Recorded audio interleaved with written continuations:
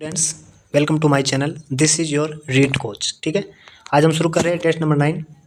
ठीक है, और बिना किसी देरी के सबसे पहले पहला क्वेश्चन शुरू करते हैं। कुछ गलतियां हो जाए तो आप हमें बता देना, क्योंकि आज हमने क्रॉस चेक नहीं किया है क्योंकि टाइम नहीं मिला। सबसे पहला क्वेश्चन है, आरटीई एक्ट के अनुसार बच्चों के सर्वांगीण विकास हेतु राजस्थान में CCE continuous and comprehensive evaluation मूल्यांकन है, ठीक है, की शुरुआत पायलट प्रोजेक्ट के रूप में किन जिलों में हुई थी? तो राजस्थान में सीसीई की शुरुआत पायलट प्रोजेक्ट के रूप में कहाँ से हुई थी? तो उसका जो राइट आंसर है जयपुर और अलवर से। आप इस वीडियो को बार बार देखते रहा करो, वीडियो या पीडीएफ जो भी आपके पास हो, ताकि जो है क्वेश्चन बार बार आपके सामने आने से इसको याद हो जाए आपको। अगला सवाल है, आरटीई एक्ट 2009 की किस धारा में शिक्षकों के दायित्व की चर्चा की गई है? तो शिक्षकों के दायित्व आरटीई की किस धारा में है? तो दूसरे का जो राइट आंसर यहाँ पे रहने वाला है ऑप्शन नंबर डी, धारा 24। अगला है SIQE। SIQE का पूरा नाम क्या है? तो SIQE का पूरा नाम क्या रहने वाला है? State initiative for quality education. ठीक है, तो पहला ही इसका राइट आंसर रहने वाला है। अगला है, निम्न में से SIQE मतलब state initiative for quality education के उद्देश्य क्या है? मतलब ये SIQE आया ही क्यों था? ठीक है ना, तो इसका क्या होगा? बाल केंद्रित शिक्षण के द्वारा बालकों को सीखने के पर्याप्त अवसर उपलब्ध करवाना, बिल्कुल। कक्षा 1 से 5वीं तक के अध्ययनरत विद्यार्थियों के अधिगम स्तर में गुणात्मक वृद्धि करना, बिल्कुल। बच्चों के परीक्षा के भय को दूर करना और उपर्युक्त सभी। तो ये सारी बातें बिल्कुल बिल्कुल इस पे सटीक बैठती है। अगला जो सवाल है आपके सामने, क्वेश्चन नंबर 5 है, दीक्षा का पूरा नाम क्या है? दीक्षा का पूरा नाम है यहाँ पे क्या रहने वाला है? Digital infrastructure for knowledge sharing, और यही इसका राइट आंसर रहने वाला है। तो आपको मैं बता दूं, आज जो आप देखेंगे जो आरटीई और स्कूल मैनेजमेंट का जो है ज़्यादा सवाल आपको देखने को मिलेंगे। फिर आप कमेंट करोगे कि मतलब ये सब्जेक्ट कहाँ चला गया, जीके कहाँ चला गया, वो कहाँ चला गया। तो आपको पहले वाले मॉडल पेपर भी देखने हैं, तो सारी चीज़ें मतलब उस हिसाब से बनाया गया है। जो पेपर में है मैं वही पढ़ा रहा हूँ, और जो उन्होंने आंसर माना मैं वही बता रहा हूँ। ठीक है, कुछ गलतियां हो जाती है तो आप उसको बता देना, मैं उसमें सुधार कर लूँगा। अगला सवाल है, निपुण भारत मिशन। निपुण भारत मिशन की शुरुआत कब हुई थी? तो निपुण भारत मिशन जो है इसकी शुरुआत हुई थी ऑप्शन नंबर बी 2021 में। तो ज़्यादातर जो मिशन वगैरह है ये 2020 में जब कोविड आया था, तो कोविड में जो है पढ़ाई को ज़्यादा सही बनाने के लिए, कोविड के गैप को दूर करने के लिए ज़्यादा मिशन वहाँ पे लॉन्च किए गए थे। ठीक है, तो आपको इस चीज़ का ज़्यादा ध्यान रखना है। अगला है, राजस्थान में स्माइल कार्यक्रम कब शुरू हुआ था? Social media interface for learning engagement, ये स्माइल का पूरा नाम है। ठीक है, तो ये भी कब शुरू हुआ था? सोशल मीडिया के माध्यम से पढ़ाना, जब कोविड बढ़ गया था, जब बच्चे स्कूल नहीं आ पा रहे थे। ठीक है, तो 7वें का जो राइट आंसर यहाँ पे रहने वाला है ऑप्शन नंबर है 13 अप्रैल 2020। अगला सवाल आपके सामने, क्वेश्चन नंबर 8, शिक्षा में बढ़ते कदम कार्यक्रम का उद्देश्य क्या है? तो शिक्षा में बढ़ते कदम कार्यक्रम का क्या उद्देश्य है? विद्यार्थियों के लिए लर्निंग में आए गैप, जो मतलब उन्होंने पढ़ाई छोड़ दी थी, को दक्षता आधारित शिक्षण से ब्रिज करके उनको उनके 8 ग्रेड लेवल तक, मतलब अभी जो लेवल उनका होना चाहिए उस लेवल तक पहुंचाना। ठीक है, उसको ये इसका काम है शिक्षा के बढ़ते कदम का। बिल्कुल, यह कार्यक्रम उपचारात्मक शिक्षण पर आधारित है। बिल्कुल बिल्कुल, उनकी कमियां पता चल गई कि अभी जो 2 साल का गैप रह गया था कोविड के समय, उनको किस प्रकार से दूर किया जा सकता, तो ये उपचारात्मक शिक्षण है।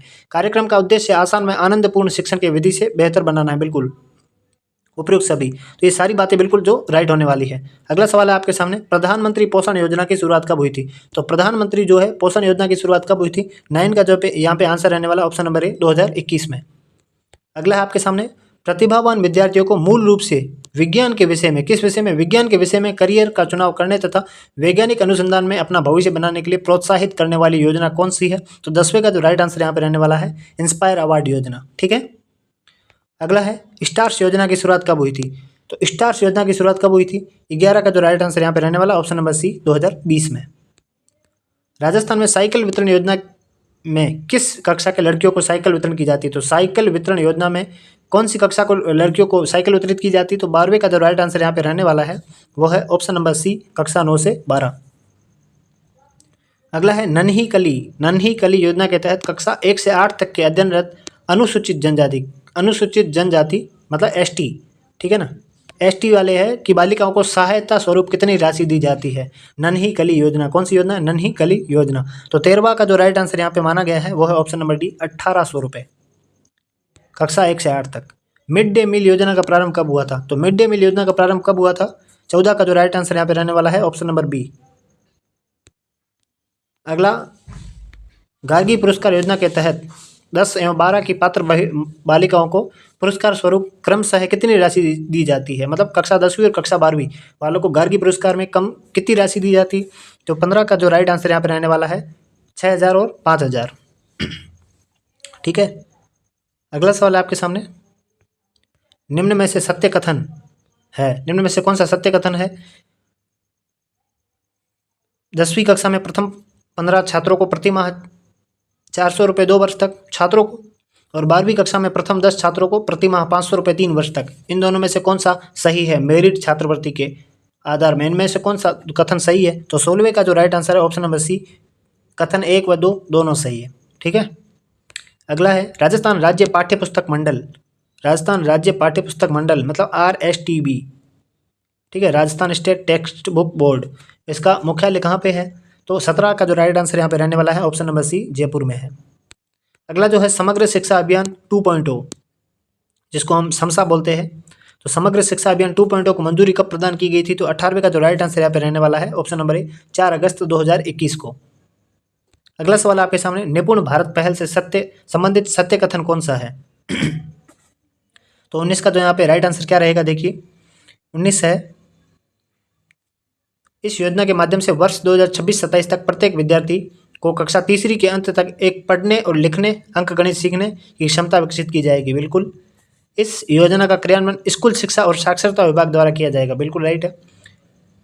अगला है, यह योजना FLN के तहत एक राष्ट्रीय प्रोग्राम है। बिल्कुल, तो ये सारी बातें राइट है यहाँ पे, ऑप्शन नंबर डी।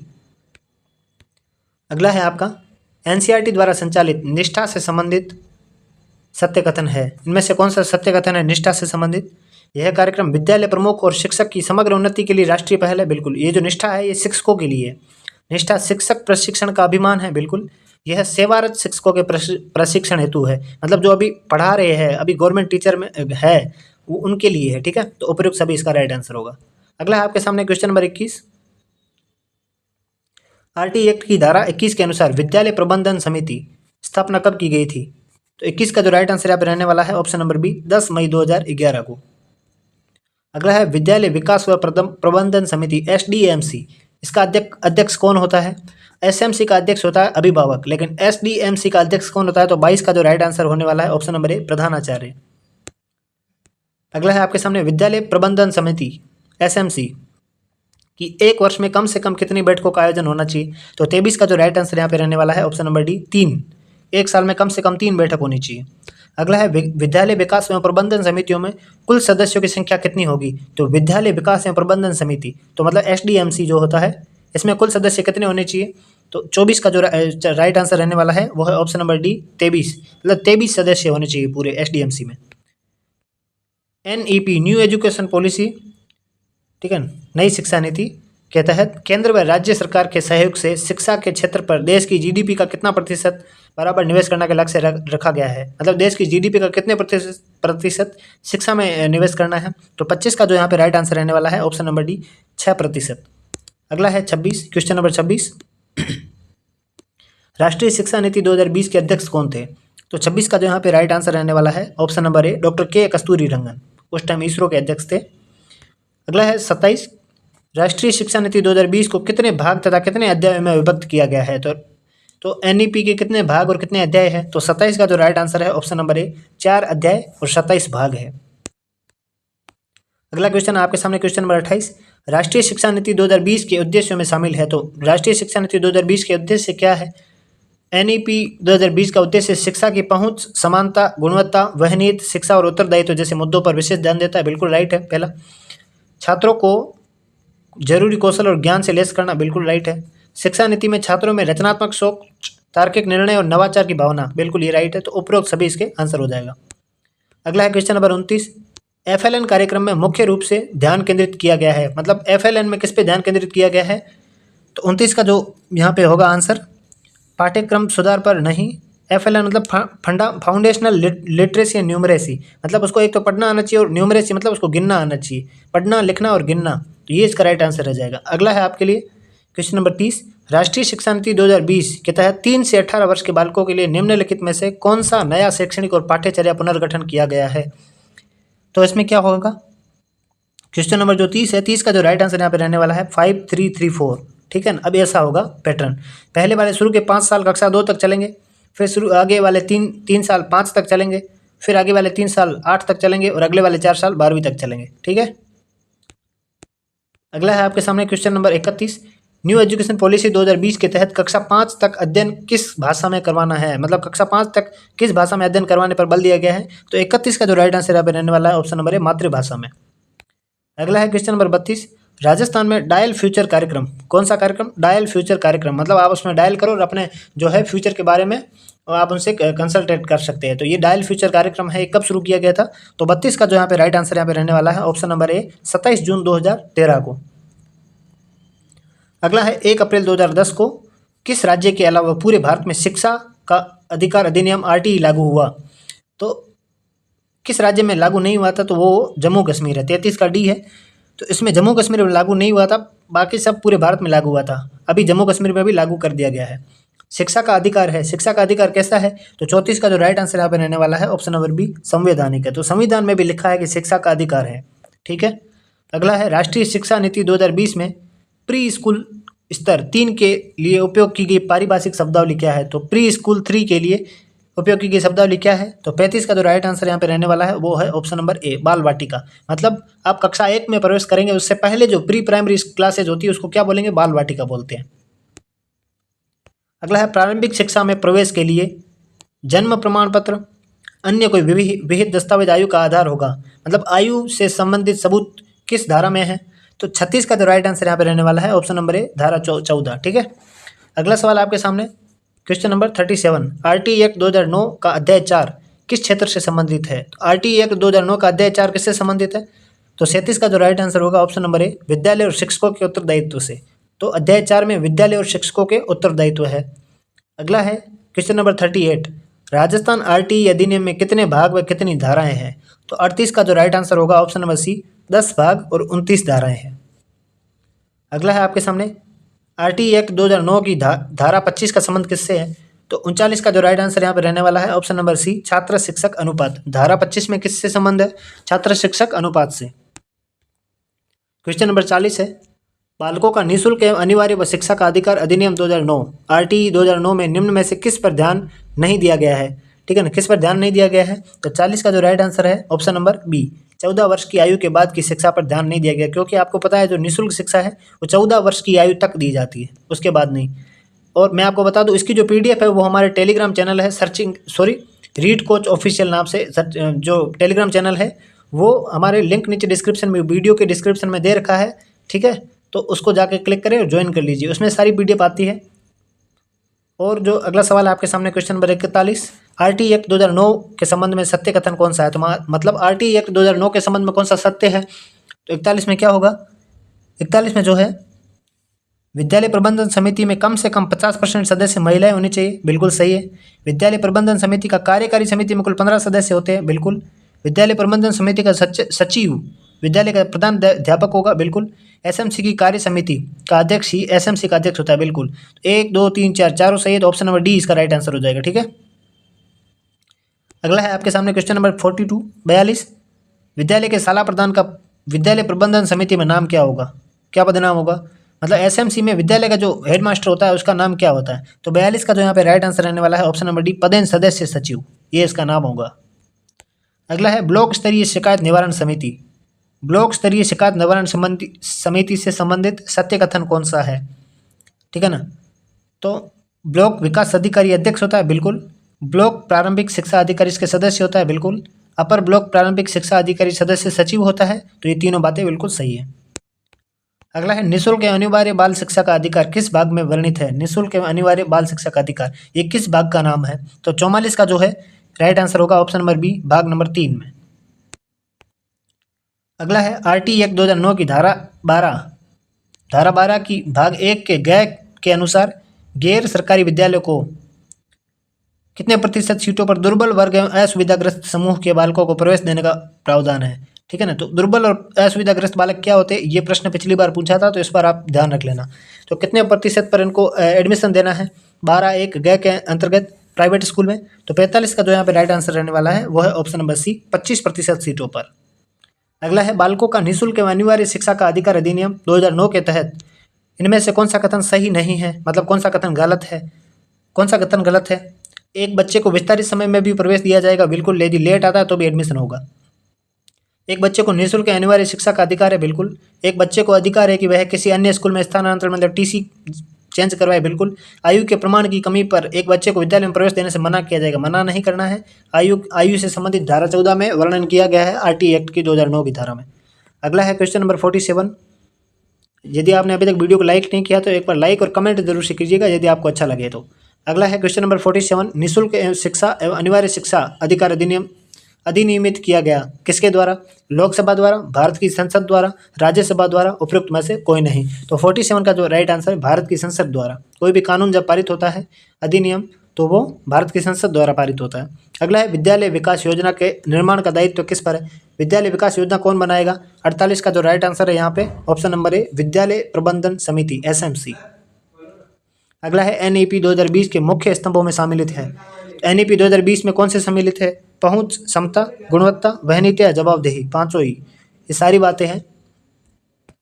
अगला है राष्ट्रीय शिक्षा नीति 2020 क्या प्रस्तावित करती है? राष्ट्रीय शिक्षा नीति 2020 क्या प्रस्तावित करती है? विद्यालय की पाठ्यचर्या की विषय वस्तु में कटौती, विद्यालय की पाठ्यचर्या में लचीलेपन में वृद्धि, रटन अधिगम को महत्व देना, विवेचनात्मक चिंतन को महत्व देना। तो 50 का जो यहाँ पे राइट आंसर रहने वाला है वो है ऑप्शन नंबर डी 1, 2 और 4। मतलब रटंत वाला गलत है, बाकी सारे सही है। अगला है राजस्थान के उत्तर पश्चिम मरुस्थल भाग में कौन सा सत्य नहीं है? कौन सा तथ्य सत्य नहीं है? ठीक है ना। यह भाग राज्य के लगभग 3/5 भाग में विस्तृत है। यहाँ की जलवायु शुष्क एवं अत्यधिक विषम है। अरब सागर की मानसूनी हवाएं यहाँ न पहुँच पाने के कारण वर्षा नगण्य है। इस क्षेत्र का सामान्य ढाल उत्तर पूर्व से दक्षिण पश्चिम की ओर है। तो 41 का कौन सा चीज़ गलत है? ऑप्शन नंबर बी गलत है, मतलब केवल 3 गलत है। ये वाली बात गलत है, बाकी सारी बातें सही है। Question number 52। गुजरात राज्य के कितने जिलों की सीमा राजस्थान के साथ लगती है? तो 52 का जो राइट आंसर यहाँ पे रहने वाला है ऑप्शन नंबर डी 6 जिलों की सीमा लगती है। ठीक है। राजस्थान के वे जिले कौन से हैं जिनका कुछ क्षेत्र उन जिलों की मुख्य भूमि से बिल्कुल पृथक एवं दूर है? ऐसे कौन से जिले हैं जिनकी कुछ भूमि है ना तो वो उनके मुख्य जिले से दूर है? तो 53 का जो राइट आंसर रहने वाला है ऑप्शन नंबर सी चित्तौड़गढ़ एवं राजसमंद। अगला है थार मरुस्थल के संबंध में कौन सा तथ्य सही नहीं है? तो थार मरुस्थल के संबंध में कौन सा तथ्य सही नहीं है? तो 54 का आप देखिए, यह विश्व का सर्वाधिक आबादी वाला मरुस्थल है। तो बिल्कुल ये पहली बात राइट है। यहाँ का ढाल उत्तर पश्चिम से दक्षिण पूर्व की ओर है, ये गलत है। और बबूल का फोक, धोकड़ा केर यहाँ के प्रमुख है और बाजरा, मोठ, ग्वार यहाँ की प्रमुख फसलें हैं। तो 54 का जो राइट आंसर है ऑप्शन नंबर बी। ठीक है ना, ये दोनों बातें गलत है। अगला है क्वेश्चन नंबर 55। राजस्थान में सूर्य की सर्वाधिक सीधी किरणें किस जिले पर पड़ती है? तो 55 का जो राइट आंसर है ऑप्शन नंबर ए बांसवाड़ा में, और सर्वाधिक तिरछी गंगानगर में। अगला है क्वेश्चन नंबर 56। बीकानेर जिले की पाकिस्तान से लगने वाली अंतर्राष्ट्रीय सीमा की लंबाई कितनी है? तो 56 का जो है राइट आंसर है ऑप्शन नंबर ए 168 किलोमीटर है। ठीक है। अगला है क्वेश्चन नंबर 57। घग्गर मैदान में पाई जाने वाली समतल व उपजाऊ चिकनी मिट्टी का स्थानीय भाषा में क्या कहते हैं? तो इसको क्या बोलते हैं? तो 57 का जो यहाँ पे राइट आंसर है ऑप्शन नंबर बी बग्गी बोलते हैं। क्या बोलते हैं? बग्गी। इंपॉर्टेंट है, नया है। अगला है राजस्थान में सबसे ऊंचा पठार कौन सा है? तो 58 का राइट क्या आंसर होगा? सबसे ऊंचा पठार क्या है? तो 58 का राइट आंसर है ऑप्शन नंबर बी उड़िया का पठार, जो सिरोही में है। अगला है क्वेश्चन नंबर 59।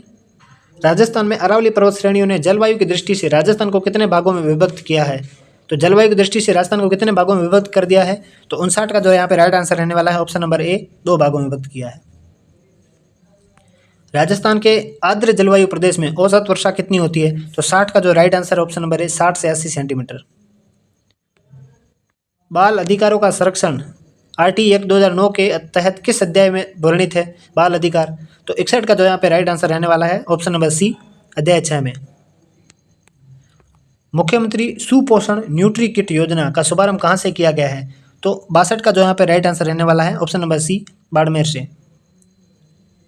अगला है एग्रीस्टेक योजना। एग्रीस्टेक योजना एवं किसान रजिस्ट्री शिविर की शुरुआत कब हुई? तो 63 का यहाँ पे जो राइट आंसर है ऑप्शन नंबर डी 15 दिसंबर 2025 को। लाडो प्रोत्साहन योजना के तहत दी जाने वाली राशि में कितने रुपए की बढ़ोतरी कर दी गई है? तो 64 का यहाँ पे जो राइट आंसर रहने वाला है वो है ऑप्शन नंबर बी 50,000 रुपये। माँ वाउचर योजना संबंधित है। तो माँ वाउचर योजना संबंधित किससे है? तो 65 का जो राइट आंसर है ऑप्शन नंबर सी चिकित्सा विभाग से है। अगला है क्वेश्चन नंबर 66। किस अभियान के तहत गर्भवती महिलाओं को पोषण एवं स्वास्थ्य सुरक्षा निश्चित करना है? तो 66 का जो राइट आंसर है वो यहाँ पे ऑप्शन नंबर बी, सुपोषित माँ अभियान, जिसकी शुरुआत कोटा से हुई। पैरा निशानेबाज मोना अग्रवाल, ठीक है ना, मोना अग्रवाल का संबंध राजस्थान के किस जिले से है? ठीक, मैंने आज महत्वपूर्ण खेल और खिलाड़ियों का 2 मिनट का वीडियो अपलोड किया है, तो आप जाके देख लेना। तो 67 का जो राइट आंसर यहाँ पे रहने वाला है 67 का, वो है option number B, Jaipur. Rajasthan state election icon किसे घोषित किया गया, मतलब यहाँ पे घोषित नहीं, घोषित होगा, किसे घोषित किया गया था? तो 68 का राइट आंसर है option number B, Neeraj Chaudhary को। पद्मश्री 2025 प्राप्त करने वाले श्री सीन काप निजाम का संबंध राजस्थान के किस जिले से है? तो 69 का जो right answer option number C, Jodhpur से है। अगला सवाल है क्वेश्चन नंबर 70, जल जीवन मिशन में उत्कृष्ट योगदान देने वाले राजस्थान के कितने जल योद्धा थे जिन्हें गणतंत्र दिवस पर केंद्र सरकार की ओर से आमंत्रित किया गया था? ठीक है, जिन्हें गणतंत्र दिवस पर आमंत्रित किया, तो ऐसे कितने जल योद्धा थे? तो 70 का जो राइट आंसर यहाँ पर रहने वाला है ऑप्शन नंबर डी, 6। ए हेल्प योजना से संबंधित असत्य कथन है। ए हेल्प योजना, इससे संबंधित असत्य कौन सी का कथन है? सबसे पहला है, स्वास्थ्य एवं पशुधन उत्पादन के विस्तार के लिए पशु चिकित्सा संबंधी समस्याओं से निजात दिलाने हेतु प्रारंभ की गई, तो बिल्कुल राइट है। यह योजना केंद्रीय मत्स्य पालन, पशुपालन एवं डेयरी मंत्रालय, ग्रामीण विकास मंत्रालय की संयुक्त पहल है, बिल्कुल सही है। अगला है, राजस्थान में इसकी शुरुआत 1 जुलाई 2024 से हुई, ये भी राइट है। यह योजना राजस्थान में वन विभाग द्वारा संचालित है, ये नहीं है, पशु संपदा विभाग से है, ठीक है ना, जो अभी आपने ऊपर पढ़े, पशुपालन एवं डेयरी मंत्रालय। पर्यावरण संरक्षण के उद्देश्य से राजस्थान सरकार द्वारा संचालित बर्तन बैंक योजना का संचालन करने वाली संस्था कौन सी है? तो बर्तन बैंक की योजना की संचालन कौन कर रहा है? तो 72 का जो यहाँ पे राइट आंसर रहने वाला है ऑप्शन नंबर ए, राजीविका। अगला है क्वेश्चन नंबर 73, मातृ मृत्यु दर एवं शिशु मृत्यु दर में कमी लाने का उद्देश्य से शुरू की गई योजना कौन सी है? तो 73 का बिल्कुल राइट आंसर रहने वाला है ऑप्शन नंबर बी, जननी सुरक्षा योजना। अगला है क्वेश्चन नंबर 74, मनरेगा में आवेदन की दिनांक से कितने दिनों के भीतर रोजगार उपलब्ध न होने की स्थिति में बेरोजगारी भत्ता देने का प्रावधान है? तो मनरेगा में कितने दिन यदि आपको काम न मिले तो उसके बाद आपका बेरोजगारी भत्ता शुरू हो जाएगा। तो 74 का यहाँ पे जो राइट आंसर रहने वाला है ऑप्शन नंबर बी, 15 दिन। टीबी रोगियों को संबल एवं सामाजिक सहयोग प्रदान करने के उद्देश्य से की गई योजना का नाम क्या है? तो 75 का जो राइट आंसर है ऑप्शन नंबर सी, निक्षय संबल योजना। अगला है, मुख्यमंत्री आयुष्मान आरोग्य योजना। मुख्यमंत्री आयुष्मान आरोग्य योजना का प्रारंभ राजस्थान में कब हुआ था? तो कब हुआ राजस्थान में? तो 76 का जो राइट आंसर है ऑप्शन नंबर डी, 1 मई 2021 को। मुख्यमंत्री किसान मित्र ऊर्जा योजना। मुख्यमंत्री किसान मित्र ऊर्जा योजना के तहत बिजली बिल में प्रतिमाह अनुदान राशि व अधिकतम प्रतिवर्ष कितनी रखी गई है? तो 77 का जो राइट आंसर है ऑप्शन नंबर ए, 1000 रुपये और 12,000 रुपये, अधिकतम 12,000 और प्रतिमाह अनुदान राशि है 1,000। 78 है, प्रकृति को हरा भरा करने के उद्देश्य से शुरू किया गया एक पेड़ माँ के नाम अभियान की शुरुआत कब हुई? तो 78 का जो राइट आंसर यहाँ पे रहने वाला है ऑप्शन नंबर डी, 23 जून 2024 को। अगला क्वेश्चन है 79, निम्न में से कौन सा कथन सही नहीं है? इनमें से कौन सा कथन सही नहीं है? तो 79 में कौन सा सही नहीं है? देखिए, लखपति दीदी योजना में बॉन्ड 1 लाख रुपए से 1,50,000 रुपये कर दिया गया, बिल्कुल सही है। लखपति दीदी योजना का लक्ष्य 15 लाख महिलाओं को लखपति है, बिल्कुल गलत है। लखपति दीदी योजना के तहत महिलाओं को 1.5% ब्याज पर 1 लाख तक का ऋण मिलता है, बिल्कुल। लखपति दीदी योजना का उद्देश्य महिलाओं को आत्मनिर्भर एवं उद्यमी बनाना है, बिल्कुल। तो ये तीनों सही है, लेकिन बी वाला ऑप्शन 79 का गलत है। अगला है, NEP 2020 में माता पिता को ECCE में किस प्रकार की भूमिका की सलाह दी गई है? तो 80 का जो राइट आंसर यहाँ पे रहने वाला है वो है ऑप्शन नंबर सी, बच्चों की शिक्षा में भागीदारी और संवाद में सहायक बनना है माता पिता को। अगला है क्वेश्चन नंबर 81, विज्ञान की वह शाखा जिसका संबंध सूचनाओं से संग्रहण, प्रक्रमण एवं संप्रेषण से है, वह क्या कहलाती है? 81 का जो यहाँ पे राइट आंसर होगा ऑप्शन नंबर ए, सूचना प्रौद्योगिकी। आधुनिक डिजिटल कंप्यूटर, आधुनिक जो डिजिटल कंप्यूटर है उसका जनक किसको कहते हैं? 82 का जो राइट आंसर है option number A, Charles Babbage. अगला है 83, निम्न में से प्रौद्योगिकी का महत्व है, प्रौद्योगिकी का क्या महत्व है सूचना प्रौद्योगिकी का? तो 83 में क्या होगा? ज्ञान शिक्षा के स्तर का निर्धारण करता है, वर्तमान संदर्भ में शिक्षा के स्तर को व्यापक बनाने की आवश्यकता है, तो बिल्कुल राइट है पहला। सामाजिक तथा सांस्कृतिक परिस्थितियों को सुदृढ़ बनाने के लिए एक संगठित सूचना के निर्विघ्न प्रवाह की अनिवार्यता है, सूचना प्रौद्योगिकी का सामाजिक विकास में अप्रतिम योगदान है, बिल्कुल है। सूचना प्रौद्योगिकी से सरकारी सेवाओं में विश्वसनीयता, सुरक्षा तथा निर्भरता तथा पारदर्शिता लाई जा सकती है, बिल्कुल। तो ये तीनों ऑप्शन जो है राइट आंसर हो जाएगा। अगला है 84, सूचना तकनीकी में कंप्यूटर का उपयोग किया जा सकता है। किस में किया जा सकता है? ऑनलाइन शॉपिंग में, ऑनलाइन बैंकिंग में, अकाउंटिंग में, सभी में। ठीक है। अगला है 85। किस योजना के तहत विभिन्न विभागों से संबंधित सुविधाएं एक ही स्थान पर, ऐसी कौन सी योजना है? ई इंडिया, ई कॉमर्स, ई मित्र, ई सुविधा। 85 का आपने सुना नाम देखा ही होगा, ई मित्र। ग्राफिक आपकी सूचना एवं विचार दृश्य प्रेजेंटेशन है। ग्राफिक आपकी सूचना एवं विचार का दृश्य प्रेजेंटेशन है, कौन सा है? तो 86 का जो राइट आंसर है option number D, smart art. सूचना प्रौद्योगिकी का कार्य नहीं है, कौन सा कार्य नहीं है? तो 87 में क्या होगा? प्रोसेस ऑफ डाटा, बिल्कुल। Communication of data, collection of data, मतलब डाटा को प्रोसेस करना, कम्युनिकेशन करना और कलेक्शन करना, ये सूचना प्रौद्योगिकी काम है, लेकिन रेगुलेशन करना नहीं है। ठीक है। अगला है डिजिटल इंडिया के प्रमुख स्तंभ कौन से है? तो डिजिटल इंडिया के प्रमुख स्तंभ कौन से है? 88 में क्या होगा?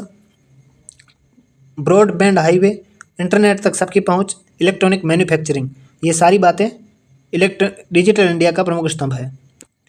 अगला है राष्ट्रीय साइबर सुरक्षा नीति।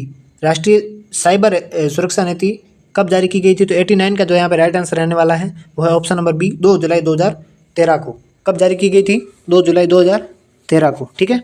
अगला सवाल है question number 90, digital Bharat program. एक second, question number 90, digital Bharat program की शुरुआत कब हुई थी? तो 90 का जो यहाँ पे राइट आंसर रहने वाला है, डिजिटल भारत की शुरुआत कब हुई थी डिजिटल भारत प्रोग्राम की? तो यहाँ पे राइट आंसर इसका रहने वाला है ऑप्शन नंबर बी, 2015 में। ठीक है। अगला है आकाश 4। आकाश 4 टैबलेट को भारत में कब लॉन्च किया गया था? तो 91 का जो राइट आंसर है ऑप्शन नंबर डी, 2011 में आकाश 4 नाम के टैबलेट को लॉन्च किया गया। भारत का सबसे तेज कंप्यूटर कौन सा, बताइए? भारत का सबसे तेज सुपर कंप्यूटर कौन सा है? तो 92 का जो राइट आंसर है ऑप्शन नंबर ए, परम सिद्धि। और एरावत वाला पिछली बार वैकेंसी में पूछा गया था, रीट मेंस वाले में। ठीक है। अगला है अनेक माध्यमों से सूचना प्राप्ति की पद्धति, जिसके अंतर्गत वीडियो, तस्वीर, संगीत, टेक्स्ट, कंप्यूटर आदि के माध्यम से सूचना प्राप्त की जाती है, क्या कहलाता है? बुलेटिन बोर्ड सेवाएं, मल्टीमीडिया, ई कॉमर्स, इनमें से कोई नहीं। तो 93 का जो राइट आंसर है उसको मल्टीमीडिया कहते हैं, जैसे आप व्हाट्सएप यूज करते हो।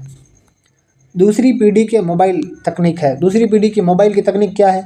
तो 94 का जो यहाँ पे राइट आंसर रहने वाला है ऑप्शन नंबर ए, 3G तकनीक है। ठीक है। वह कौन सा माध्यम है जिससे संदेश टेलीप्रिंटर मशीन से सीधे वे गंतव्य पर भेजे जाते हैं, उस मशीन को क्या कहते हैं? तो 95 का जो राइट आंसर यहाँ पे रहने वाला है ऑप्शन नंबर बी, टेलेक्स सेवा। अगला है भारत की प्रथम तार लाइन कब किसके मध्य शुरू की गई? भारत की प्रथम तार लाइन कब शुरू की गई? तो 96 का यहाँ पे राइट आंसर है ऑप्शन नंबर ए, 1851 में कोलकाता व डायमंड हार्बर के मध्य में शुरू की गई। ठीक है। अगला है 97, निम्न में से इंटरनेट पर उपलब्ध सेवाएं हैं। तो इंटरनेट पर उपलब्ध सेवाएं कौन सी हैं? तो 97 में क्या होगा? ई कॉमर्स, बुलेटिन बोर्ड सेवाएं, टेलनेट, उपयुक्त सभी है। ठीक है। कैसे लग रहा है आपको प्रश्न? यदि अच्छा लग रहा है तो आप चैनल को सब्सक्राइब और वीडियो को लाइक जरूर से कर लीजिए। अगला सवाल है भारतीय राष्ट्रीय पोर्टल का मुख्य कार्य क्या है? तो भारतीय राष्ट्रीय पोर्टल का मुख्य कार्य क्या है? यह अंग्रेजी और हिंदी दोनों में सरकारी सूचना और सेवाओं का एक स्थल पर स्रोत उपलब्ध करवाता है। यह सरकारी एवं आम आदमी को समान रूप से ई शासन सेवाएं प्रदान करने के कार्य में लगा हुआ है। यह भारत सरकार की एक स्वायत्त वैज्ञानिक संस्था है और डिजिटल आधारभूत ढांचे का निर्माण करता है। इनमें से भारतीय राष्ट्रीय पोर्टल का मुख्य कार्य क्या है? 98 का ऑप्शन नंबर ए सही है। यह अंग्रेजी और हिंदी में सरकारी सूचना और सेवाओं को एक स्थल पर स्रोत उपलब्ध करवाता है। ठीक है। भारत को कितने डाक क्षेत्रों में विभक्त किया गया है? पूरे भारत को कितने डाक क्षेत्रों में विभक्त किया है? तो 99 का जो यहाँ पे राइट आंसर रहने वाला है ऑप्शन नंबर बी, 8 डाक क्षेत्रों में। अब है क्वेश्चन नंबर 100। अब अभी तक जुड़े हुए, इसका मतलब आप अपने सिलेक्शन को लेकर बहुत सीरियस है और आप में जुनून बहुत ज़्यादा है। भारत में दूरदर्शन का पहला प्रसारण कब हुआ था? तो भारत में दूरदर्शन का जो पहला प्रसारण है, 100 का आंसर होगा ऑप्शन नंबर डी, 1951 में।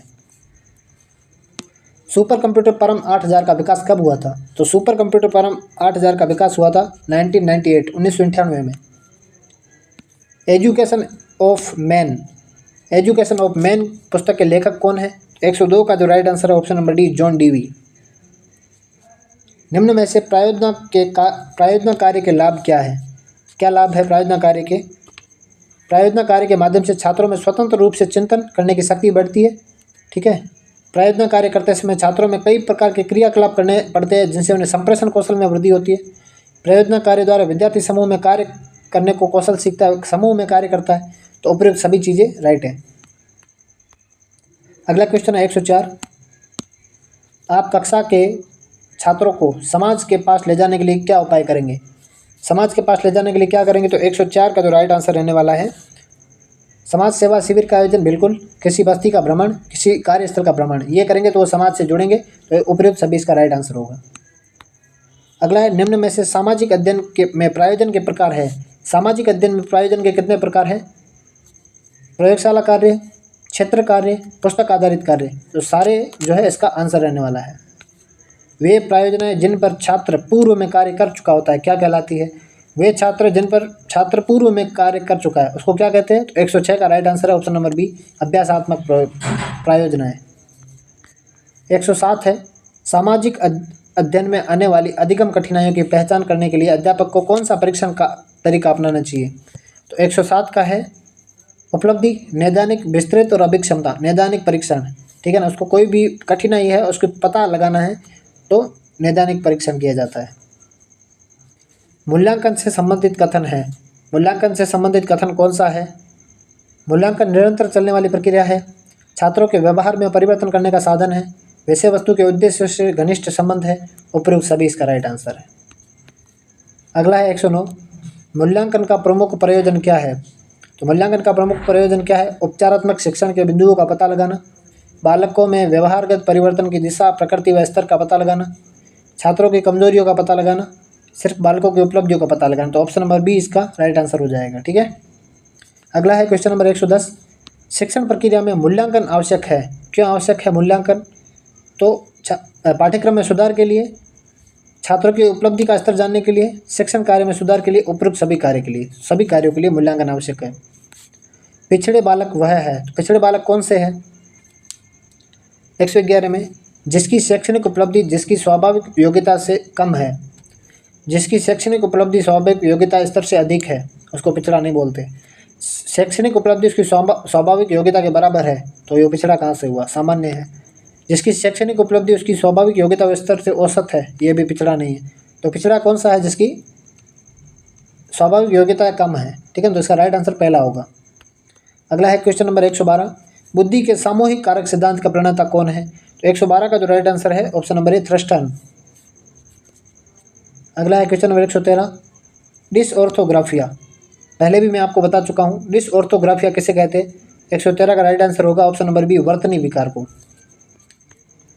114 है अनुभव एवं प्रशिक्षण के द्वारा व्यवहार में परिवर्तन लाना ही अधिगम है, बहुत इंपॉर्टेंट जो परिभाषा है। और 114 का जो राइट आंसर है वो रहने वाला है ऑप्शन नंबर डी, गेट्स एवं अन्य ने इसको कहा था। उद्दीपन एवं अनुक्रिया में बंध स्थापित होना ही अधिगम है, यह कथन किस अधिगम सिद्धांत पर आधारित है? उद्दीपन एवं अनुक्रिया में बंध स्थापित होना ही अधिगम है। 115 का ये सिद्धांत कौन सा है? तो 115 का राइट आंसर है प्रयास एवं त्रुटि का सिद्धांत। अधिगम सिद्धांतों का एवं उनके प्रवर्तकों का कौन सा युग्म सही है? तो इनमें से कौन सा युग्म सही है? सूचना प्रसाधन सिद्धांत कार्ल रॉजर्स, बिल्कुल नहीं। उद्दीपन अनुक्रिया सिद्धांत क्रिया प्रसूत, पावलोव नहीं है। उद्देश्यवाद का सिद्धांत टोलमैन नहीं है, तो बी ऑप्शन इसका राइट आंसर रहने वाला है। अगला है बाल विकास को प्रभावित करने वाला कारक कौन सा है? वंशानुक्रम है, वातावरण है, आहार एवं रोग है, तो सभी है।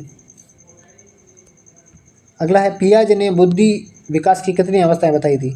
तो बुद्धि विकास की कितनी अवस्थाएं बताई पियाजे ने, जीन पियाजे ने? तो 118 का राइट आंसर है ऑप्शन नंबर बी, 4 अवस्थाएं बताई थी। बालक के संवेगात्मक विकास को प्रभावित करने वाले तत्व कौन से हैं? तो संवेगात्मक विकास को प्रभावित करने वाले जो तत्व है थकान, स्वास्थ्य, मानसिक योग्यता, सारी बातें, ठीक है। अगला सवाल आपके सामने क्वेश्चन नंबर 120। किशोरावस्था जीवन में क्रांतिकारी परिवर्तन, कठिन संघर्ष और तूफानी दौर का समय है, ऐसा परिभाषा किसने दी थी किशोरावस्था के बारे में? तो 120 का तो right answer option number C, Stanley Hall. बुद्धि के त्रितंत्र सिद्धांत, बुद्धि का जो त्रितंत्र सिद्धांत है वो किसने प्रतिपादित किया था? 121 का राइट आंसर रहने वाला है ऑप्शन नंबर बी, स्टर्नबर्ग ने। प्रतिभाशाली बालकों की बुद्धि लब्धि या IQ कितनी होती है? तो प्रतिभाशाली बालकों की जो IQ होती है वो है 140 से अधिक। अगला है डिसमोर्फिया, डिसमोर्फिया किससे संबंधित है? 123 का राइट आंसर रहने वाला है ऑप्शन नंबर सी, शारीरिक कुरूपता विकार। अगला है थॉर्नडाइक ने अधिगम के 3 मुख्य नियमों के अतिरिक्त कितने गौण नियम बताए हैं? तो 3 मुख्य नियमों के अतिरिक्त थॉर्नडाइक ने गौण नियम कितने बताए हैं? तो कुल गौण नियम कितने हैं? 124 का राइट आंसर है ऑप्शन नंबर सी, 5 गौण नियम बताए हैं। आनुभाविक अधिगम की प्रवृत्ति का निर्धारण किस कारक से होता है? तो 125 का राइट आंसर यहाँ पे रहने वाला है ऑप्शन नंबर डी। कौन सा? डी।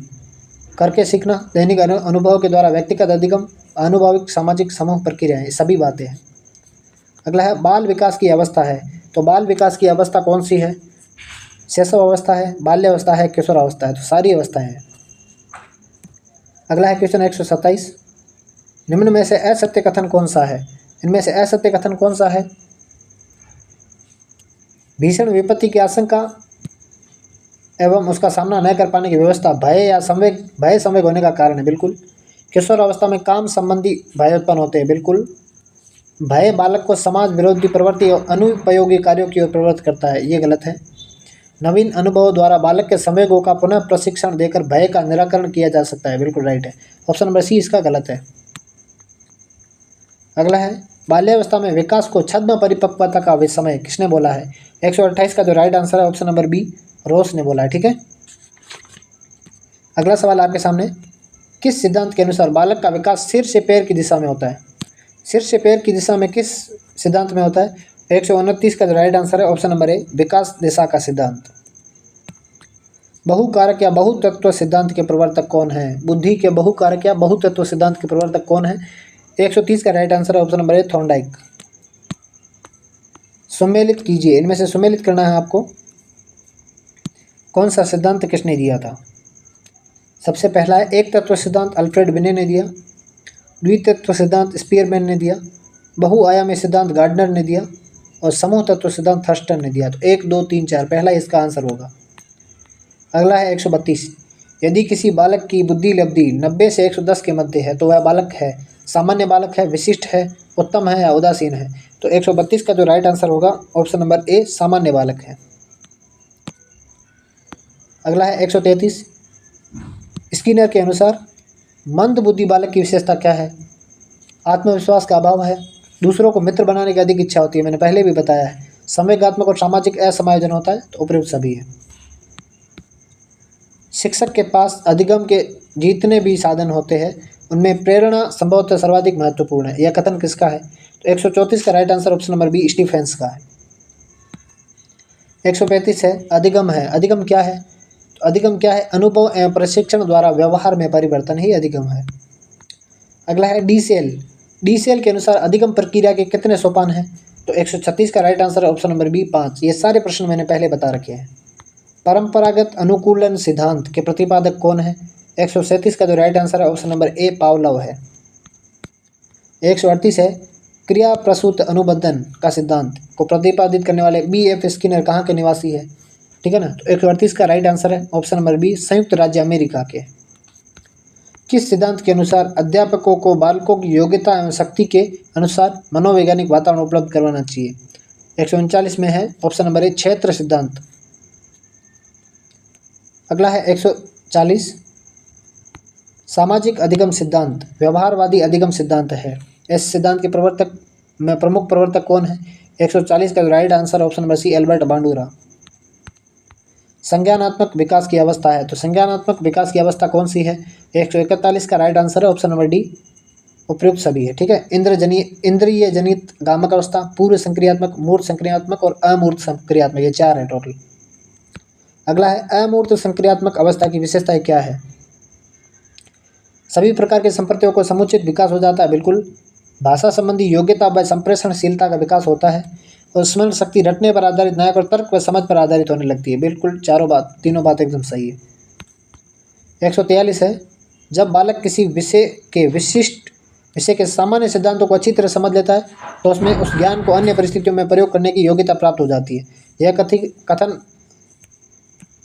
यह कथन अधिगम स्थानांतरण के कौन से सिद्धांत से संबंधित है? तो 143 का जो राइट आंसर रहने वाला ऑप्शन नंबर बी, सामान्यीकरण का सिद्धांत, ठीक है। अगला है क्वेश्चन नंबर 144,